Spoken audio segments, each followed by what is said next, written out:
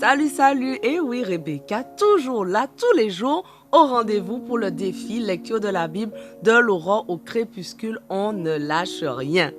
Merci Seigneur vraiment parce que ta parole elle est vivante vraiment et tu nous parles chaque jour personnellement. Merci encore pour tous ceux qui m'accompagnent, vraiment bénis-les et aide-nous à pouvoir comprendre le passage du jour au nom de Jésus. Amen. Allez, on attaque. Lévitique 1, verset 6. On enlèvera la peau de la victime et on la découpera en quartiers. Oh wow, on parle d'animaux.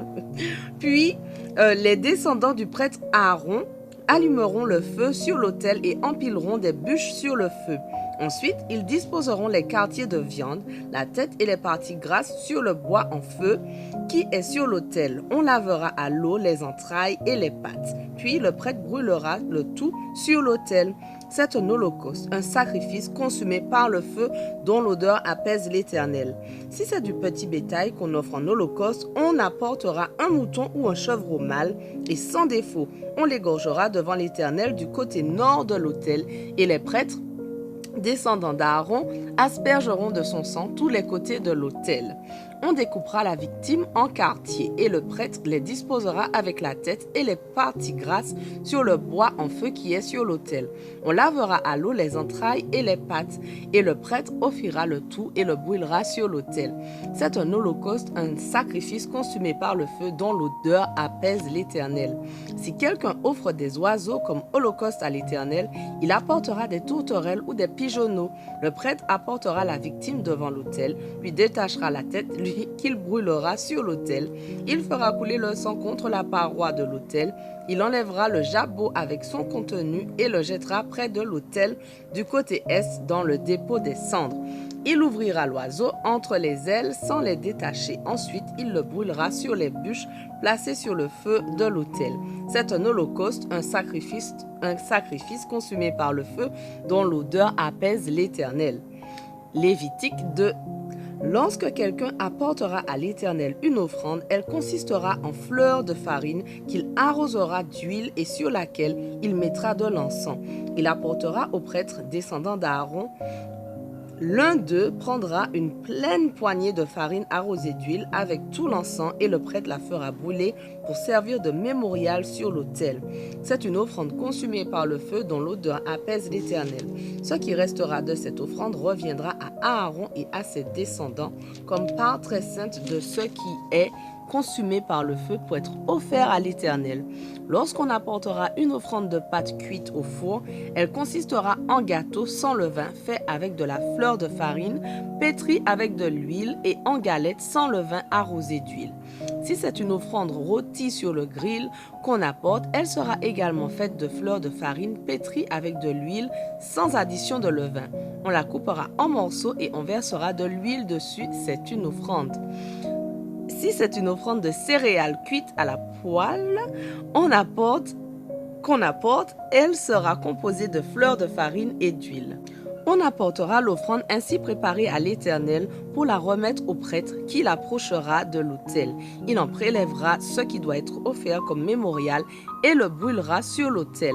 C'est une offrande consumée par le feu dont l'odeur apaise l'Éternel.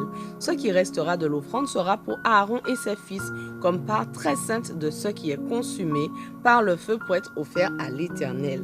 Quelle que soit l'offrande qu'on apportera à l'Éternel, elle ne devra pas être confectionnée avec du levain car on ne brûlera jamais ni levain ni miel pour l'Éternel. On en offrira à l'Éternel comme présent des premiers fruits, mais ils ne seront pas placés sur l'autel comme offrande d'odeur apaisante.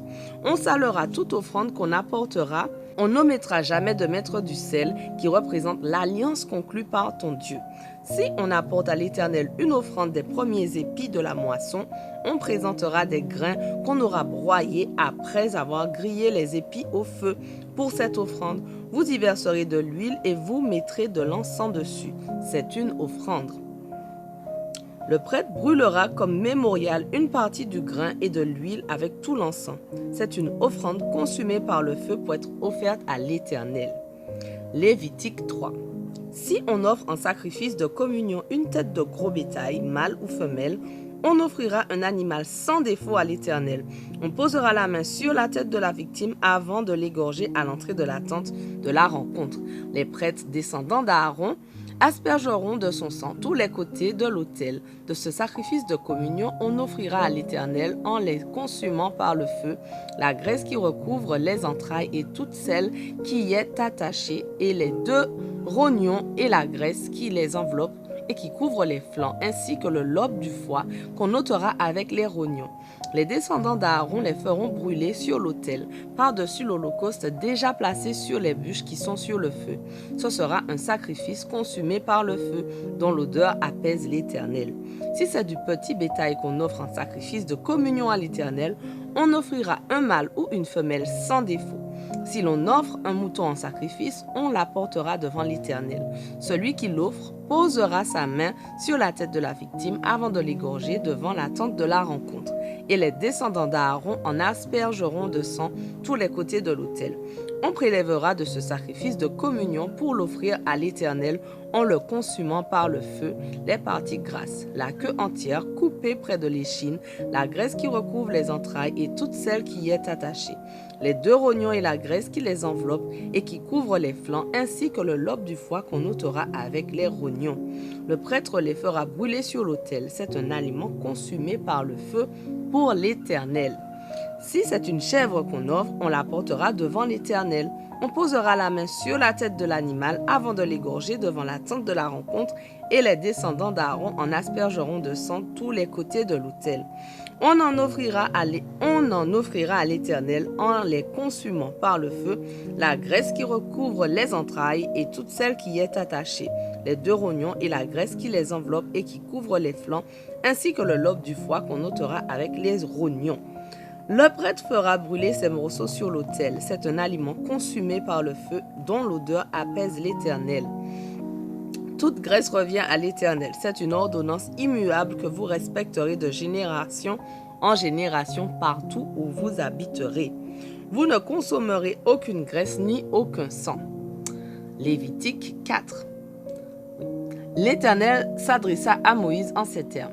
Parle aux Israélites et dis-leur, lorsque quelqu'un aura péché involontairement en commettant l'une quelconque des choses qui sont interdites par les commandements de l'Éternel, voici comment on procédera. Si c'est le prêtre qui a reçu l'onction qui a péché et qui par là même a chargé le peuple de culpabilité, il offrira à l'Éternel pour le péché qu'il aura commis un jeune taureau sans défaut en sacrifice pour le péché. Il amènera le taureau à l'entrée de la tente de la rencontre devant l'Éternel. Il posera sa main sur la tête du taureau et l'égorgera devant l'Éternel. Le prêtre qui a reçu l'onction prendra du sang de la victime et l'apportera dans la tente de la rencontre. Il trempera son doigt dans le sang et en aspergera 7 fois le voile du sanctuaire devant l'Éternel. Puis il appliquera de ce sang sur les cornes de l'autel des parfums aromatiques devant l'Éternel dans la tente de la rencontre. Il répandra tout le reste du sang du taureau sur le socle de l'autel des holocaustes situé à l'entrée de la tente de la rencontre. Ensuite, il enlèvera toute la graisse du taureau du sacrifice pour le péché, celle qui recouvre les entrailles et toute celle qui y est attachée, les 2 rognons et la graisse qui les enveloppe et qui couvre les flancs, ainsi que le lobe du foie qu'il ôtera avec les rognons, comme on le fait pour le sacrifice de communion. Le prêtre les brûlera sur l'autel des holocaustes. Quant à la peau du taureau, toute sa viande, sa tête, ses pattes, ses entrailles avec leur contenu, soit tout le reste du taureau, il l'emportera hors du camp en un lieu rituellement pur où sont déversées les cendres grasses et il le brûlera sur un feu de bûche à l'endroit où l'on déverse les cendres. Si c'est l'ensemble de la communauté d'Israël qui s'est rendu coupable d'un péché involontaire, si sans le savoir l'Assemblée a fait l'une des choses que l'Éternel a défendues dans ses commandements et s'est ainsi rendu coupable, l'Assemblée offrira quand on découvrira la faute un jeune taureau en sacrifice pour le péché. On l'amènera devant la tente de la rencontre. Les responsables de la communauté poseront leurs mains sur la tête du taureau devant l'Éternel et on l'égorgera devant lui. Voilà, notre passage du jour touche à sa fin, mais on continue dès demain. On ne lâche rien. Allez, sois bénis.